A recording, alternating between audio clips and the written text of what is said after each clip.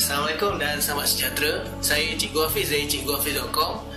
Semalam saya baru saja dengar webinar Sembang Bisnes yang saudara Fendi Husin sharekan malam tadi berkenaan dengan teknik SMS marketing.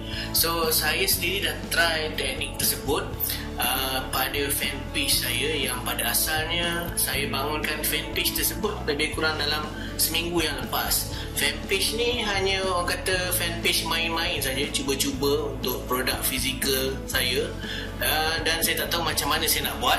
Okey. Tapi Alhamdulillah semalam saya dengar Sembang Bisnes teknik daripada Fendi Husin ni telah pun orang kata saya apply petang tadi, dan kebetulan pula fanpage saya ni bukannya banyak sangat like pun, cuma dalam sekarang ni dah sampai 200 like. Tak sangka dalam 200 like ni sebenarnya pun saya dah dapat hasilkan jualan tak sampai dalam masa 3 jam saja, jualan lebih kurang dalam RM400 dan untung bersih kira-kira RM200. Itu kalau fanpage baru 200 fans. Cuba anda bayangkan kalau fanpage tersebut dah beribu-ribu fan. Dan saya tak menolak bahawa dalam masa terdekat ni saya mungkin akan cecah sale. Dalam bulan ni insyaAllah boleh sampai 5 angka daripada teknik yang Fendi Husin sharekan pada saya malam tadi dalam Sembang Bisnes.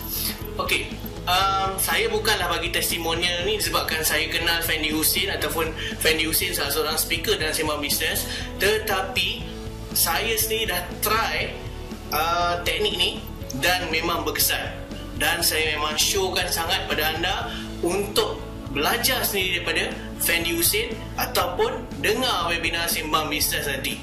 Okay, so itu je testimonial untuk video kali ini. So terima kasih banyak-banyak Fendi Husin atas perkongsian teknik anda yang memang super power.